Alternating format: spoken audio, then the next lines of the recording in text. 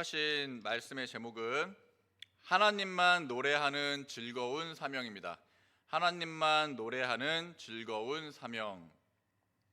본문은 에스겔서 40장 44절에서 47절까지의 말씀이 되겠습니다. 제가 받들어 봉독하도록 하겠습니다. 안문안 안뜰에는 방 둘이 있는데 북문 곁에 있는 방은 남으로 향하였고 남문 곁에 있는 방은 북으로 향하였더라. 그가 내게 이르되 남향한 이 방은 성전을 수직하는 제사장들의 쓸 것이요 북향한 방은 제단을 수직하는 제사장들의 쓸 것이라. 이들은 레위의 후손 중 사독의 자손으로서 여호와께 가까이 나아가 수종드는 자니라 하고, 그가 또 그 뜰을 청량하니 장이 100척이요 광이 100척이라. 네모 반듯하며 제단은 전 앞에 있더라. 이는 하나님의 말씀이니라. 아멘. 노래라는 것은 가사에 곡조를 붙여서 목소리로 부를 수 있게 만든 음악입니다. 우리는 주로 감정을 표현할 때, 그리고 또 누군가가 감정을 느끼게 하고 싶을 때, 또는 그 감정을 전달할 때 노래를 부릅니다. 노래를 만드신 것 또한 하나님이시죠.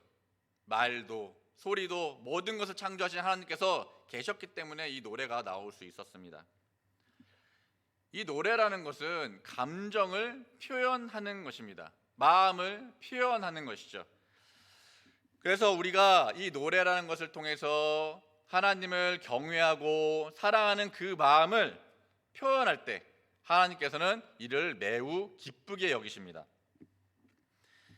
그리고 하나님께서도 우리를 하나님의 형상으로 지으신 이유, 바로 하나님을 위해 찬양의 노래를 부르시길 원하셨기 때문이다라고 성경은 말씀하고 있습니다. 이사야서 43장 21절 말씀에 이 백성은 내가 나를 위하여 지었나니 나를 찬송하게 하려 함이니라 라고 하나님께서 말씀하셨습니다. 내가 나를 위해서 지었다고 말씀하셨어요. 나를 위해서 찬송하라고 지으셨다고 하셨습니다. 즉 우리는 우리 자신대로 살아가는 것이 아니라 하나님을 위해서 지어진 존재라는 것이죠. 그래서 우리는 우리를 위해서, 우리 자신을 위해서 살면 안 됩니다. 우리는 하나님을 위해서 사는 그런 성도가 되어야 한다라는 것이죠.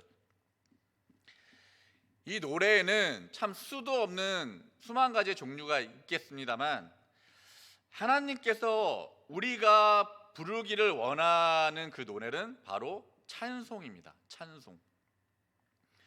방금 읽었던 이사야서 43장 21절에서 나오는 찬송이라는 단어는 히브리어로 테힐라라고 합니다. 테힐라. 그 뜻이 무엇이냐면 영광, 찬미, 찬양의 노래, 이런 뜻을 가지고 있어요. 즉 우리는 날마다 하나님의 영광을 노래하고 하나님을 찬미하고 찬양하는 노래를 불러야 하고, 하나님께서 그것을 위해서 우리를 지으셨다라고 말씀을 하고 있는 것입니다. 이 찬양이라는 것을 정의를 살펴보면은 이렇게 정의하고 있어요. 아름답고 훌륭함을 크게 기리고 드러냄, 이렇게 말씀하고 있습니다. 즉 하나님을 찬양한다는 것은 무슨 말씀입니까? 가장 아름다우시고 가장 위대하신 우리의 창조주 하나님을 크게 기리고 기억하고 드러내는 것, 열방에 드러내는 것, 그것이 바로 우리 성도가 날마다 해야 하는 사명이다라는 것이에요. 그것이 찬양의 진정한 의미입니다. 이처럼 하나님께서는 성도들이 하나님을 높이 올리고 하나님께 진정한 감사를 드리는 그러한 표현을 솔직하게 하시는 것을 굉장히 사랑하세요. 그래서 우리는 늘 하나님께 우리의 마음을 드리기 위해 찬양하고 기도해야 하는 것입니다. 우리는 하나님께 우리의 믿음과 마음, 하나님을 사랑하는, 의지하는 그 간절한 마음을 표현해야 해요. 그리고 그렇게 표현하는 것을 굉장히 좋아하세요.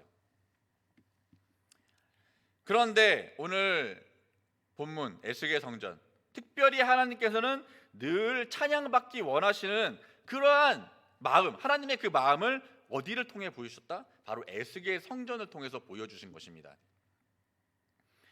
에스겔 선지자가 10번째로 본 새 성전의 모습, 바로 오늘 말씀하게 될 노래하는 자들의 방이었습니다. 이것을 살펴볼 때 우리는 참 하나님께서 찬양받기를 사랑하신다라는 것을 깨닫게 됩니다. 하나님께서는 성경에 직접 이름을 지어주신 거예요. 노래하는 자들의 방이라고 이렇게 이름을 친히 지어주시면서 늘 하나님만을 기쁨으로 노래하는 백성들로 충만해지기를 바라셨다라는 것이죠. 오늘 노래하는 자들의 방을 중심으로 우리가 말씀을 나누면서 에스겔 성전에는 언제나 하나님을 찬양하는 노래로 가득 차 있다라는 것을 우리가 깨닫고, 우리 또한 에스겔 성전의 그 축복을 받을 성도로서 영원히 하나님께 감사와 기쁨, 그 즐거운 노래를 부르는 신령한 성도들이 다 되시기를 먼저 주의 이름으로 간절히 축원을 드리겠습니다. 자, 그러면 하나하나 살펴보도록 할게요. 본론으로 들어가서 첫 번째 대지는 노래하는 자들의 방입니다. 노래하는 자들의 방. 자, 오늘 먼저 본문이 말씀하고 있는 이 노래하는 자들의 방에 대해 살펴보겠습니다. 자, 이 방들은 에스겔 선지자가 10번째로 본 새 성전의 모습이에요. 근데 제가 방금 이 방이라고 하지 않고 방들이라고 말씀드렸죠. 제가 왜 그러냐면 거기에는 2개의 방이 있었기 때문이에요. 2개의 방. 그런데 오늘 우리 개역 한글 성경을 읽었죠. 그 본문을 볼 때는 어디에도 이 노래하는 자들의 방이라는 그러한 말이 나와 있는 것을 볼 수가 없습니다. 그런데 히브리어 성경 본문을 보시면 분명히 노래하는 자들의 방들이란 말이 기록되어 있음을 우리는 알 수가 있습니다. 자, 에스겔서 40장 44절 말씀을 보세요. 안문한 안뜰에는 방 둘이 있는데, 여기를 기억하세요. 방 둘이 있는데 북문 곁에 있는 방은 남으로 향하였고 남문 곁에 있는 방은 북으로 향하였더라 라고 말씀하죠. 지금 이 방들은 성전 어디에 위치하고 있습니까? 기본적으로 성전 안뜰에 위치하고 있어요. 바깥뜰이 아니고요, 안뜰에. 그런데 우리는 기억하죠. 안뜰에는 무엇이 있었습니까? 번제단이 있던 그곳이었죠. 바로 그 안뜰에 이 2개의 노래하는 자들의 방이 위치하고 있었다라는 거예요. 잠시 그림을 우리가 보면서 한번 살펴보도록 하겠습니다. 그림을 볼게요. 자, 우리가 익숙한 에스겔 성전의 모습입니다. 자, 확대를 해보겠습니다. 보세요. 안뜰이 어딜까요? 이제는 안뜰이 어딘지 잘 아실 거예요. 바로 여기에 지금 우리가 보고 있는 번제단이 있는 이 뜰이 바로 정방형의 이 뜰, 백척백척 가로 세로, 바로 얘가 안뜰이에요. 그런데 여기 번제단을 보시면 이 옆에 어떠한 방이 이렇게 있는 것이 보이시죠? 그런데 하나가 지금 여기에 건물에 가려 있어요. 이 동양한 안뜰 동양한 문간에 가려져 있습니다. 그래서 이거를 확대해서 여기서 자세하게 보여주고 있죠. 이 부분을 보세요. 번제단의 계단, 여기가 계단, 색칠한 곳이 계단이죠. 계단. 여기 이쪽 보시면 계단이 여기니까 방향을 아시겠죠? 어떻게 되어 있는지. 지금 보세요. 이 방이 지금 제가 체크하고 있는 이 방이 바로 여기에 보이는 이 방이에요. 이 방. 그리고 이것이 가려져 있는, 이 안뜰 동양한 문간에 가려져 있는 방이다라고 보시면 되겠어요. 자, 우리가 위치가 어디 있는지는 우리가 알게 되었죠. 우리가 조금 더 자세하게 이제 살펴보도록 하겠습니다. 자, 안뜰 위치에 노래하는 자들의 방이에요. 자, 그런데 지금 여기 한글 성경에는 안뜰에는 방 둘이 있대요. 방 둘이 있는데 라고 말씀을 하고 있죠. 그런데 이것을 히브리어로 우리가 살펴봐야 돼요. 그래야 우리가 정확한 구속사적 의미를 알 수가 있습니다. 이것이 히브리어로는 그냥 한글로만 쓸게요. 리시코트 샤림이라고 합니다. 리시코트 샤림. 그런데 여기 리시코트라는 말씀은 바로 방들이라는 이란 뜻이에요. 방들, rooms, chambers 이런 뜻이에요. 그리고 샤림이라고 하는 것은 바로 to sing, 노래하다라는 뜻을 가지고 있어요. 자, 그러면은 이 두 뜻을 합치면 무슨 말씀이 됩니까?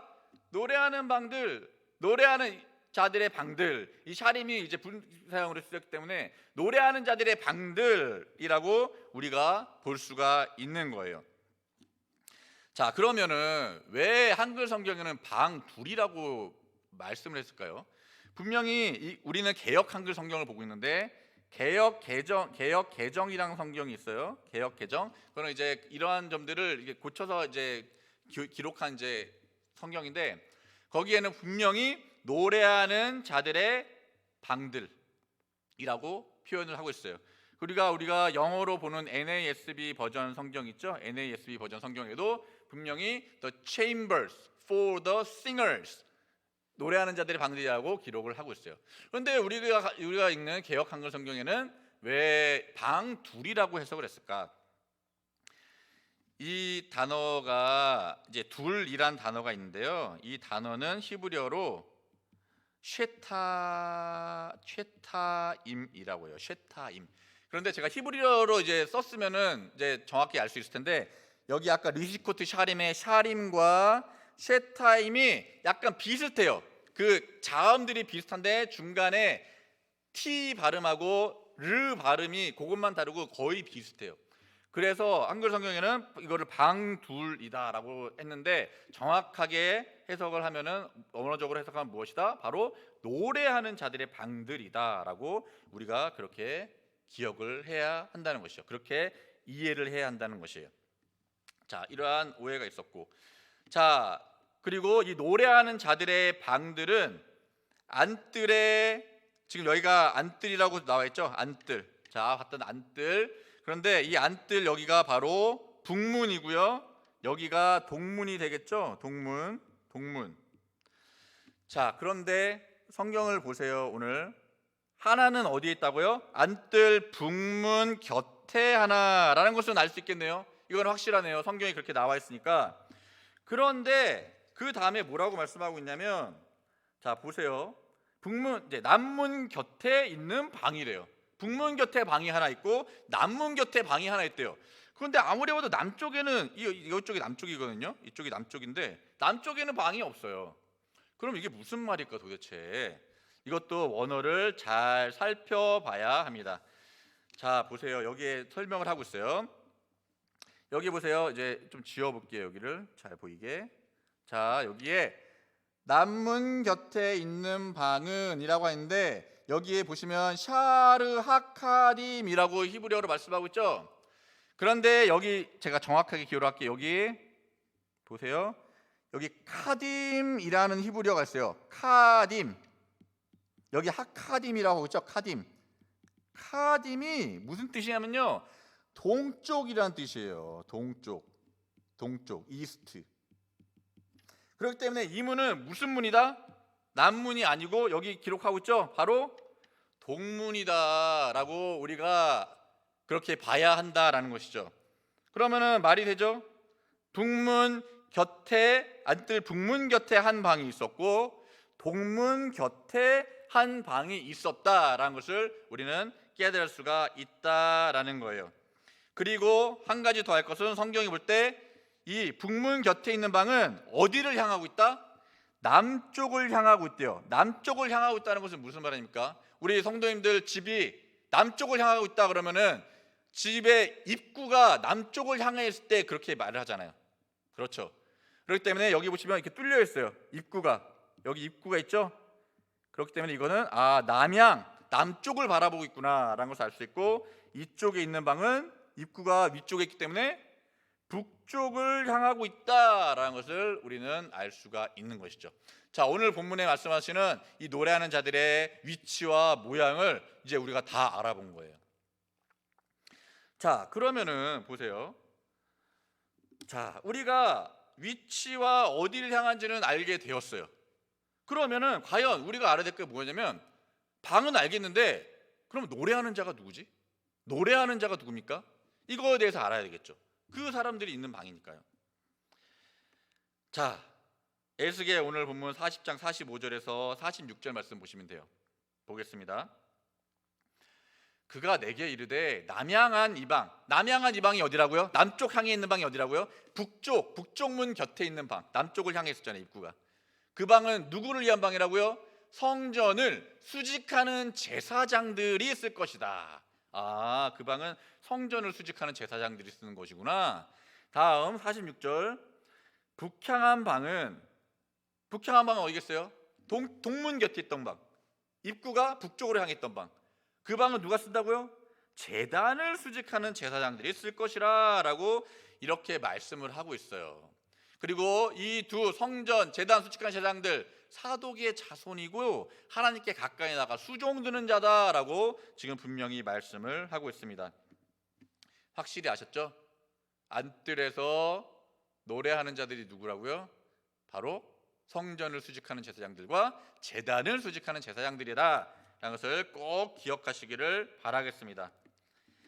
왜 그러냐면 하나님께 드리는 제사에는 찬양이 빠져요, 안 빠져요? 절대 찬양이 빠지지 않습니다. 항상 찬양이 동반되기 때문에 이 하나님께 제사 드리는 것은, 그래서 성전과 제단을 맡아 직무를 수행하는 제사장들은 모두 어떤 자들이다? 하나님만을 노래하는 자들이다 라고 우리는 알 수가 있는 겁니다. 그래서 역대하 31장 2절 말씀에도 말씀해요. 이때는 히스기야 왕 때인데요, 제사장들이 어떤 모습을 보였나요? 히스기야가 제사장들과 레위 사람들의 반차를 정하고 각각 그 직임을 행하게 하되 곧 제사장들과 레위 사람들로 번제와 화목제를 드리며 여호와의 영문에 섬기며 감사하며 무엇을 했다? 찬송하게 하고. 찬송은 제사장의 빠질 수 없는 직무입니다. 빠질 수 없는 사명입니다. 즉 제사장이 하나님이 맡겨주신 이 사명을 온전히 감당하기 위해서는요, 찬송이 이 마음과 입에서 끊어지면 안 됩니다. 절대로 그러면 안 돼요. 항상 감사가 넘치고 기쁨이 넘치고 즐거움이 넘치는 그러한 속에서 하나님을 찬양하고 섬겨야 한다라고 오늘 우리에게 말씀해 주고 계신 것이죠. 이스라엘은 개인적으로나 국가적으로나 항상 신앙적인 체험을 노래로 기념하고 축하했습니다. 특히 하나님께서 베푸신 구원의 은혜를 노래했죠. 이스라엘 백성들이 한 가지를 알면, 이스라엘 백성들이 출애굽했을 때 홍해를 건넜잖아요. 하나님의 은혜 가운데 홍해가 딱 덮여서 그 애국 군대가 수장된 그 모습을 딱 목도한 거예요. 바로 그 앞에서. 그럴 때 이스라엘 백성하고 이 모세의 입에서 찬송이 안 나올 수가 없었죠. 노래를 하기 시작합니다. 그 말씀을 출애굽기 15장 1절부터 말씀을 하고 있습니다. 18절까지. 그런데 딱 3절만 저희가 한번 살펴보도록 할게요. 자, 1절 2절을 보겠습니다. 이때 모세와 이스라엘 자손이 이 노래로 여호와께 노래하니 일러스되 내가 여호와를 찬송하리니 그는 높고 영화로우심이요 말과 그 탄자를 바다에 던지셨음이로다. 여호와는 나의 힘이요 노래시며 나의 구원이시로다. 그는 나의 하나님이시니 내가 그를 찬송할 것이요 내 아비의 하나님이시니 내가 그를 높이리로다. 이러면서 너무나도 감사하고 하나님께 영광을 올려드리는 이러한 찬양을 아주 힘차게 불렀다는 것이죠. 그 로마 지금 바다에 덮었대잖아요. 그 군대를 구원하신 하나님. 그런데 출애굽기 15장 17절 말씀 보세요. 17절 말씀에 이렇게 또 말씀을 합니다. 주께서 백성을 인도하사 그들을 주의 기업의 산에 심으시리이다. 여호와여 이는 주의 처소를 삼으시려고 예비한 것이라 주여 이것이 주의 손으로 세우신 성소로소이다. 하나님의 백성을 애굽에서 인도하신 이유를 말씀하고 있잖아요. 왜요? 이들을 어디에 심는다고요? 주의 기업의 산에 심으시려고 인도해 내신 거예요. 구원해 내신 거예요. 그리고 그것이 무엇이다? 여호와여 이는 주의 처소를 삼으시려고 예비한 것이라. 그것이 무엇이다? 주의 손으로 세우신 성소이다. 그 성소로 우리를 인도하시기 위해서 지금 출애굽시키셨다는 거예요. 이 말씀 뭡니까? 종말론적으로 우리가 마지막 때를 생각해 볼 때, 즉 마지막 날에 하나님께서는 반드시 그 백성들을 끝까지 인도하셔서 주의 기업의 산, 어디가 생각나세요? 시온산. 시온산에 심으시고 장자들의 총회로 인도하신다는 것, 그것을 꼭 믿으시기를 바라겠습니다. 주의 손으로 세우신 성소로소이다. 오늘 에스겔 성전, 우리가 이 말씀 드릴 때 마지막 새 성전, 바로 에스겔 성전을 세우시고 구속사 말씀을 통해 예수님의 십자가 보혈로 구속받은 우리 성도님들이 이 구속사 말씀의 의의 열매가 되어서 그곳에 들어가는 축복, 그것을 주셨다는 것, 그 축복을 모두 받으시는 우리 성도님들 다 되시기를 주의 이름으로 축원을 드리겠습니다. 이런 하나님의 은혜를 깨달았어요. 에스겔 성전에서 성전과 제단을 수직하는 제사장들이. 그러니 어떻게 감사와 기쁨의 찬송이 입에서 안 나올 수가 있겠습니까? 나올 수밖에 없어요. 그것을 알고서 그 안에서 제사를 드리는데 얼마나 기뻤겠습니까? 이러한 찬송, 진심 담긴 찬송이 나와야 한다는 것이죠. 빌립보서 1장 11절 말씀에 이렇게 말씀합니다. 예수 그리스도로 말미암아 의의 열매가 가득하여 하나님의 영광과 찬송이 되게 하기를 구하노라. 이렇게 말씀하셨어요. 의의 열매가 가득한 곳, 에스겔 성전입니다. 그곳에 무엇이 있다? 찬송이 있다. 예수 그리스도로 말미암아. 바라옵기는 우리 모든 푸른도사 성도님과 가정에 오직 예수 그리스도로 말미암아 의의 열매가 가득하여 늘 하나님께 감사와 영광을 올려드리는 그러한 신령한 찬송을 부르는 그러한 신령한 제사장들이 다 되시기를 주의 이름으로 간절히 축원을 다시 한번 드리겠습니다. 두 번째 대지로 영적인 사독 계열의 제사장입니다. 두 번째 대지는 영적인 사독 계열의 제사장. 자, 우리는 1대지에서 무엇을 알 수 있었나요? 아, 노래하는 자들이 누구다? 에스겔 성전의 제사장들이구나 라는 것을 알 수가 있었습니다. 그런데 우리는 두 종류의 제사장이 있다는 것을 볼 수가 있었어요. 어떤 제사장이었죠? 성전을 수직하시는 분들, 제단을 수직하시는 분들, 두 제사장들이 있었습니다. 그 말씀을 45절과 46절에서 말씀했죠. 그런데 남양한 방이 어디라고요? 북문 옆에 있는 방에 있는 그 방을 누가 쓴다고요? 성전을 수직하는 제사장들이 쓰고요. 동쪽 문에 있던 그 방은 누가 쓴다고요? 제단을 수직하는 제사장들이 썼습니다. 여기 수직하다라는 말이 무엇이냐면요, 히브리어로 쇼메레 미시메레트라고 말씀하고 있어요. 이 미시메레트라는 단어는요, 파수, 감시, 의무 이런 뜻을 가지고 있고, 쇼메레는 보호하다, 지키다, 시중들다 이런 뜻을 가지고 있어요. 근데 쇼메레라는 단어가 바로 잘 아시는 히브리어 샤마르라는 단어에서 유래했습니다. 샤마르가 뭐죠? 우리가 창세기 2장 15절에서 잘 아시는 말씀이죠. 바로 지키다, 보존하다, 감시하다. 창세기 2장 15절에 이렇게 말씀하잖아요. 여호와 하나님이 그 사람을 이끌어 에덴 동산에 두사 그것을 다스리며 지키게 하시고. 에스겔 성전 공부하면서 많이 들으셔가지고 이제 기억하실 것 같아요. 이 샤마르라는 단어, 그렇죠? 참 중요한 단어입니다. 바로 여기서 지키게 하다, 에덴 동산, 이게 바로 샤마르라는 단어예요. 즉 하나님께서 아담이 이 에덴을 정말 잘 지키기를 바라는 그 마음으로 그를 그곳에 두셨다는 거죠.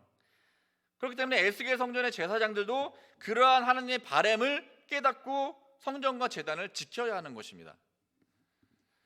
우리 푸른도사 성도님들도 이것을 볼 때 이 에덴과 가도 같은 우리 푸른동산교회, 이 교회 지킬 때 먼저 하나님이 그 생기를 불어넣어 생명으로 만드신 그 아담에게 간절히 바라셨던 그 마음, 그 에덴을 잘 지켰으면 좋겠다는 그 마음을 우리가 먼저 잘 깨달아서 에스겔 성전의 그 제사장들처럼 충성 다해서 이 교회를 지켜야 할 줄로 믿습니다.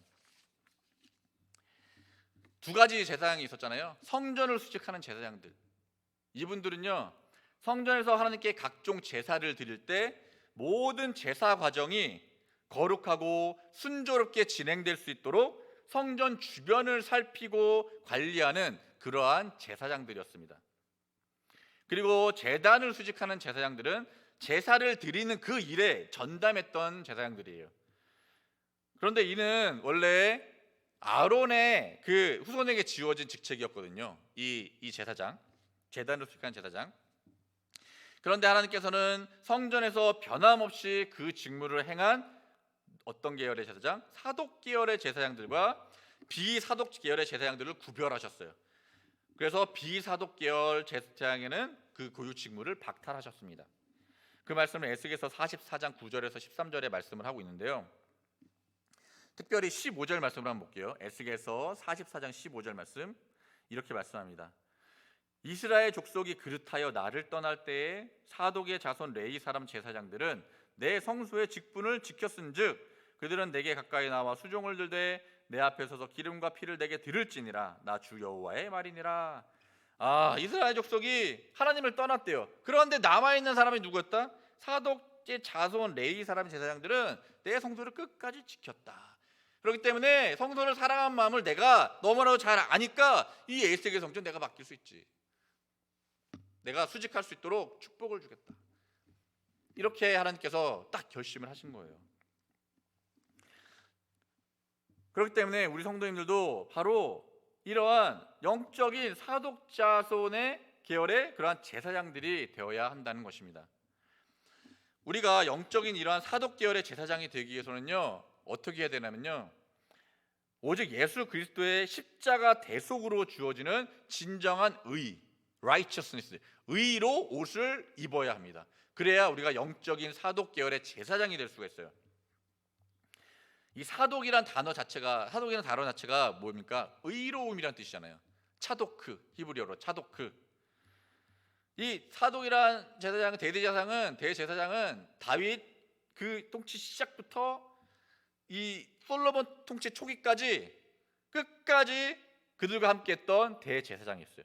즉 뭐냐면 예수 그리스도가 오시는 그 길을 목숨 바쳐서 끝까지 함께 지켰다. 그러한 대제사장이었다라는 것이죠. 그렇기 때문에 하나님께서 이러한 축복을 주셨다라는 겁니다. 그렇기 때문에 하나님께서는 사독을 의인으로 인정하셨고, 우리가 의인이 될 수 있는 길은 무엇이다? 예수 그리스도를 옷 입는 성도가 되는 길뿐이다 라는 것을 우리는 반드시 기억해야 한다는 것이에요. 그래서 로마서 13장 14절 말씀에 뭐라고 말씀하십니까? 오직 주 예수 그리스도를 옷 입고 정욕을 위하여 육신의 일을 도모하지 말라. 하늘의 일만 생각하라. 예수 그리스도 옷 입고 하늘의 일만 생각하는 의로운 너희들 영적인 사독 계열의 제사장들이 되어서 그러한 축복을 받을 수 있다. 이러한 말씀을 하고 계신 거예요. 베드로전서 2장 9절에 우리 왕같은 제사장이라고 분명히 말씀하셨거든요. 제사장들입니다. 그렇기 때문에 이 말씀을 붙잡으시고 우리 모든 성도님들 예수 그리스도로 옷 입은 영적인 사독 자손, 영원한 제사장이 되시어 하나님 가까이에서 영원히 아버지를 섬기고 수종드시는 그러한 모두가 되시기를 주의 이름으로 간절히 축원을 드리겠습니다. 그런데 성전을 수직하는 제사장이나 제단을 수직하는 제사장이나 이 두 제사장들은 모두 사독 자손들이에요. 그래서 그들을 하나님께서 불러주시기를 뭐라고 불러주신 거예요? 에스겔 성전에서 하나님을 노래하는 자들이다. 이 제사장들은 하나님을 노래하는 자들이다. 하나님께서 직접 칭해 주셨어요. 얼마나 영광스럽고 정말 귀한 축복입니까? 우리도 그러한 자들이 되죠. 우리도 하나님께 칭해 주시는 거예요. 너희들 나만 노래하는 너무나도 신령한 제사장들이구나. 우리에게 너무나도 큰 축복입니다. 즉 이 말씀은 뭐냐면요, 교회를 지키기 위해서 물심양면으로 헌신하고 노력하는 성전을 수직하는 성도나 또 제사를 드리는 집례하는 그러한 목회자나 모두 신령한 제사장들이라는 거예요. 사독계열의 제사장에는 다름이 없어요. 물론 그 역할은 다를 수 있죠. 성전을 수직하는 것과 제단을 수직하는 것, 역할은 다를 수 있지만 우리의 사명은 똑같습니다. 우리의 사명은 동일해요. 한 가지예요. 무엇입니까? 하나님을 노래하는 것입니다. 하나님을 전하는 것입니다. 하나님을 섬기는 것입니다. 우리의 사명은 동일합니다. 하지만 맡은 역할에서 충성을 다하면 되는 거예요. 그게 바로 에스겔 성전의 제사장들이 우리에게 주시는 교훈이라는 것이죠. 통해서 주시는 교훈. 그렇기 때문에 우리 성도들이 다 한마음 한뜻이 되는 거예요. 다 그러한 신령의 제사장들이 되어서 우리 푸른동산 교회를 섬기고 하나님 아버지 밑에서 아버지를 위해서 신령한 노래를 부를 때 얼마나 기뻐하시겠습니까? 그 찬양을 듣고 들으시고. 그래서 에베소서 5장 19절이나 히브리서 13장 15절에 하나님께 신령한 노래를 드리고 찬미의 제사를 드려라 이렇게 말씀하시는 거예요. 그리고 로마서 8장 28절에 우리가 잘 아시는 말씀, 자, 읽어보겠습니다. 로마서 8장 28절 말씀. 우리가 알거니와 하나님을 사랑하는 자 곧 그 뜻대로 부르심을 입은 자들에게는 모든 것이 합력하여 선을 이루니라. 성전을 수직하는 제사장이나 제단을 수직하는 제사장이나 다 그 뜻대로 부르심을 입은 자들이기 때문에 합력하라는 거예요. 합력하면은 하나님께서 원하시는 선을 이룰 수 있다. 이 말씀을 꼭 믿으시길 바라겠습니다. 바라옵기는 우리 모두 예수 그리스도 안에서 영적인 사독 자손의 제사장들이 되어 에스겔 성전과 제단을 수직하는 일에 최선을 다하고 서로 합력하여 하나님께서 가장 기뻐하시는 선을 이루는 우리 모든 성도님들이 다 되시기를 주의 이름으로 간절히 축원을 드리겠습니다. 자, 마지막 대주로 늘 십자가 곁에서 노래 부르는 성도입니다. 늘 십자가 곁에서 노래 부르는 성도. 자, 오늘 이제 하나님께서는 노래하는 자들의 방을 보여주시면서 우리 성도들이에게 원하시는 마음이 있었어요. 그것이 무엇이냐면 예수 그리스도의 십자가와 가장 가까운 곳에서 하나님을 노래하라, 이 뜻을 우리에게 전해주셨어요. 자, 오늘 노래하는 자들의 방이 위치하는 곳을 한번 자세히 보시기 바라겠어요. 자, 보세요. 그림을 잠깐 보겠습니다. 그림을 잠깐 보면은 아까 여기 봤던 자, 안뜰의 중심에 무엇이 있었습니까? 번제단이 있었는데요. 바로 이곳에서 가장 가까운 건물이 어디였냐면요, 바로 이 노래하는 자들의 방이었어요. 노래하는 자들의 방. 자, 이 위치를 볼 때, 자, 이 그림을 한번 볼게요. 자, 안뜰을 한번 보겠습니다. 안뜰. 자, 안뜰이 바로 이 정방향에 있는 노란 부분이 바로 안뜰입니다. 여기가 바로 안뜰인데요. 이 안뜰은 정확히 에스겔 성전의 중앙에 자리를 잡고 있어요. 보기에도 그렇지만 왜 그러냐면요, 설명을 드리면 보세요. 북문 이 북쪽 담으로부터 50척, 100척, 50척 몇이 떨어졌나요? 200척이 떨어져 있는데요. 이 동쪽, 남쪽 다 200척씩이라는 거 알겠죠? 이 문이 다 똑같은 위치에 있으니까. 그러면 서쪽은 어떻습니까? 보세요. 100척, 100척, 200척. 그럼 사방이 200척이면은 정확하게 중간에 에스겔 성전 중앙에 안뜰이 100척, 100척, 이 100척 정방형으로 있었다는 거예요. 그렇죠? 그래서 오늘 읽었던 본문에 마지막 절 47절 말씀, 40장 47절 말씀에 그가 또 그 뜰을 청량하니 장이 100척이요 광이 100척이라 네모 반듯하며 정방형이라는 소리죠.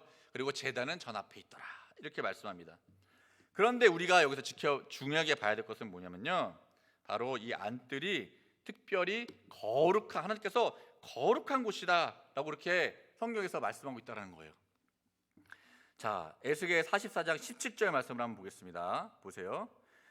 그들이 안뜰 문에 들어올 때나 안뜰 문과 전 안에서 수종들 때에는 양털 옷을 입지 말고 가는 베옷을 입을 것이니, 이렇게 말씀하고 있어요. 그러니까 들어올 때는 다른 옷을 입으라는 거예요. 무슨 옷이요? 가는 베옷을 입고 들어오라는 것이죠. 자, 뭔가 좀 특별한 걸 알겠죠? 하나를 더 보겠습니다. 심지어는 안뜰에서 수종들 때 입는 옷이 있었잖아요. 그 옷을 입은 채로 바깥으로 나가지 말라고 했어요. 자, 에스겔서 44장 19절 말씀 보세요. 그들이 바깥들 백성에게로 나갈 때는, 이 제사장들이 바깥들로 나갈 때는 안뜰에서 수종드는 옷을 벗어서 거룩한 방에 두고 다른 옷을 입고 나가래요. 특별한 곳이에요. 안뜰이라는 곳은 하나님께서 특별히 구별하셨습니다. 즉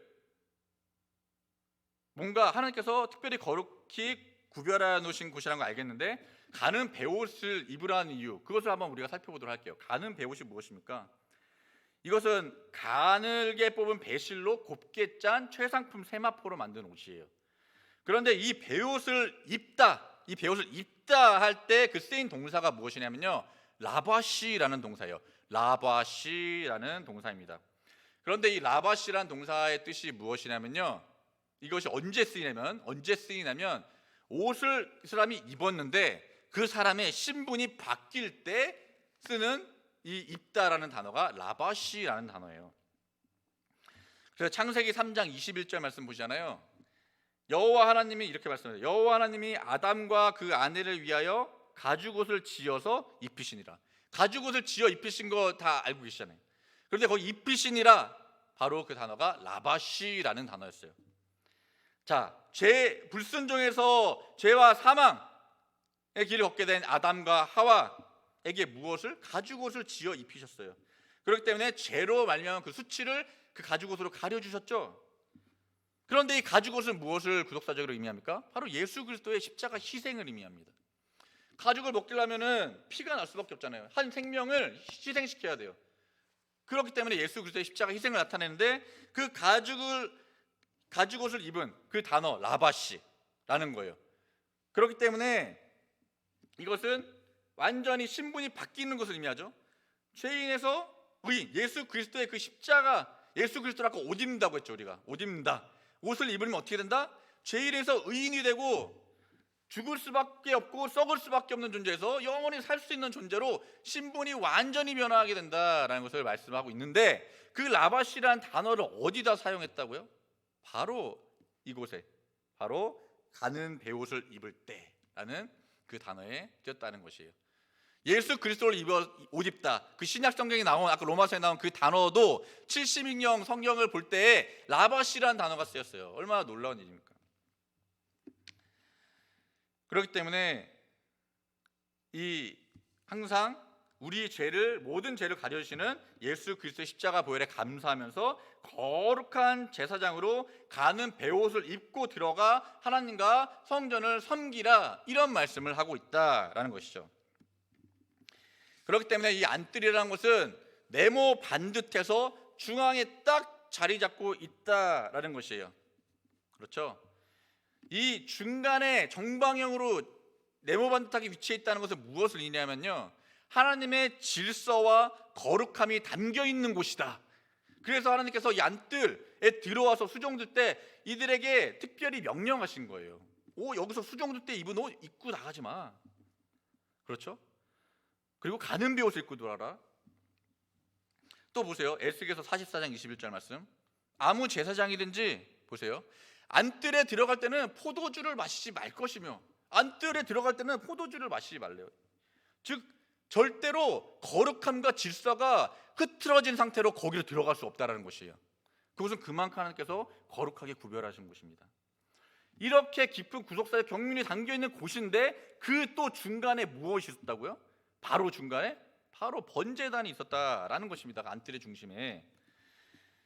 그래서 제사장들이 가는 베옷을 딱 갈아입고 딱 안뜰 문을 들어갑니다. 그러면 딱 거대하게 아주 가로 세로 각각 9.576m, 얼마나 큰지, 높이가 5.32m, 이 웅장한 번제단이 딱 눈앞에 보인다는 것이에요. 번제단은 제물이 희생되는 곳이라서 그 구속사적 의미가 무엇이라고요? 바로 예수 그리스도의 십자가를 의미한다라는 것입니다. 그 번제단에서 가장 가깝게 있던 방이 어떤 방이라고요? 노래하는 자들의 방이었다라는 것이죠. 그렇기 때문에 예수계 성전의 가장 중앙에는 항상 예수 그리스도의 십자가가 세워져 있었다는 거예요. 높이. 그리고 제사장들은 바로 그 거룩한 곳에서 날마다 하나님께 번제를 드렸다라는 것입니다. 번제를 드린다라는 것이죠. 그래서 그 신령한 제사가 끊임없이 드려지는 번제단 옆에 노래하는 자들의 방들이 있었다, 이것입니다. 그래서 성전의 중심이 번제단이듯이 예수 그리스도의 십자가는 구속사 완성의 그날까지 모든 교회의 중심이다. 그렇기 때문에 우리는 중심을 향해서 바라보고 살아가는 성도가 되어야 돼요. 구약 때 진을 쳤어도 항상 중심을 바라볼 수 있도록 성전을 중심으로 쳤잖아요. 그렇게 성전을 중심으로 하는 삶을 살아라, 이 말씀이거든요. 성전을 바라보고 항상 노래하는 삶을 살아라. 오늘 이 말씀을 우리에게 주고 계시다라는 것입니다. 그래서 우리 푸른 동산의 모든 성도와 가정이 오직 예수님의 십자가만 바라보고 마지막 구속사 완성의 날을 믿음으로 인내하고 기다릴 때 반드시 에스겔 성전과 제단을 수직하는 제사장으로서 영원히 하나님을 섬기는 축복이 주어지기를 주의 이름으로 간절히 축원을 드리겠습니다. 자, 그리고 한 가지 우리가 잊지 말아야 할 것이 있는데, 이것이 뭐냐면 에스겔 성전의 제사장들은 매일 아침마다 하나님께 제사를 드렸다는 거예요. 매일 아침마다. 그래서 예배가 끊이지 않는 성전이었고 늘 예배가 잘 드려지도록 자신의 모든 것을 바쳐 충성했다라는 것이요, 이 제사장들은. 그래서 에스겔서 46장 13절과 15절 보시면 아침마다 드렸다 이렇게 말씀해요. 항상 드리는 번제였다, 번제다, 이렇게 말씀을 하고 있어요. 그런데 민수기 28장 3절에서 4절을 보시면은 이 구약 때 일반적인 상번제, 매일 드리는 번제가 상번제잖아요. 이것은 아침 저녁으로 매일 2번씩 아침 저녁으로 드렸거든요. 그런데 에스겔 성전에서는 아침에만 드렸다. 이것이 좀 다르죠. 왜 그랬을까요? 그 이유가 무엇이냐면요, 에스겔 성전은 종말적인 성전이잖아요. 에스겔 성전은 무엇의 청사진입니까? 새 예루살렘 성의 청사진입니다. 그렇죠. 그렇기 때문에 천국에는 밤이 있어요, 없어요? 천국에는 밤이 없어요. 항상 빛이 충만한 낮이죠. 이것과 관련이 되어 있다는 것이에요. 그래서 요한계시록 21장 25절 말씀 보세요. 성문들을 낮에 도무지 닫지 아니하리니 거기는 밤이 없음이라, 이렇게 말씀을 하고 있다라는 것이죠. 즉 마지막 새 예루살렘 성에는 더 이상 어두운 밤이 없습니다. 왜냐하면 하나님의 그 영광의 밝은 빛이 항상 비춰지는 그러한 곳이기 때문에. 그래서 에스겔 성전에서 아침마다 우리가 그곳에 들어가길 소원하면서 아침마다, 종말적인 성전이기 때문에 이러한 믿음과 소망을 가지고 하나님께 제사를 드렸습니다. 그러니 어떻게 그 제사장들 입에서 찬양이 안 나올 수가 있었겠습니까? 그러한 모습을 생각하면서 우리 또한 그러한 찬양을 드려야 한다는 것이죠. 바라옵기는 우리 모든 푸른 동산의 성도님들과 가정, 오직 하나님만을 날마다 최선을 다해 예배드리는 제사장들이 되시어서 언제나 입에서 하나님을 찬양하시는 그 아름다운 노랫소리가 그치지 않기를 소원하며, 이렇게 예수 그리스도의 십자가, 번제단 십자가의 바로 곁에서 오직 하나님만을 노래하는 그러한 기쁨의 성도들이 다 되시기를 주의 이름으로 간절히 축원을 드리겠습니다. 자, 결론적으로 우리는 하늘에서 새 노래를 부를 14만 4천이 되어야 합니다. 마지막으로 제가 요한계시록 14장 1절에서 3절까지 말씀 읽고 마치도록 하겠습니다. 1절에서 3절까지의 말씀. 또 내가 보니 어린 양이 시온산에 섰고 그와 함께 14만 4천이 섰는데 그 이마에 어린 양의 이름과 그 아버지의 이름을 쓴 것이 있도다. 내가 하늘에서 나는 소리를 들으니 많은 물소리도 같고 큰 내성도 같은데 내게 들리는 소리는 검은 고 타는 자들의 그 검은 고 타는 것 같더라. 저희가 보좌와 내 생물과 장로들 앞에서 새 노래를 부르니 땅에서 구속함을 얻은 14만 4천인 밖에는 능히 이 노래를 배울 자가 없더라. 이 말씀에 아멘하시길 바라겠습니다. 새 노래를 부르는 성도가 되어야 하겠죠. 그리고 그 노래를 부를 수 있는 것은 우리밖에 없게 되기를 소원합니다. 그걸 부를 수 있는 능력이 14만 4천밖에 없대요. 우리가 에스겔 성전과 제단을 지키는 신령한 제사장들이 될 때 반드시 하나님께서는 마지막 우리의 이마에 어린 양의 이름과 그 아버지의 이름을 인쳐주시고 우리가 어린 양과 시온산에 우뚝 함께 서는 그러한 14만 4천이 될 수 있도록 인도하실 줄로 믿으시길 바라겠습니다.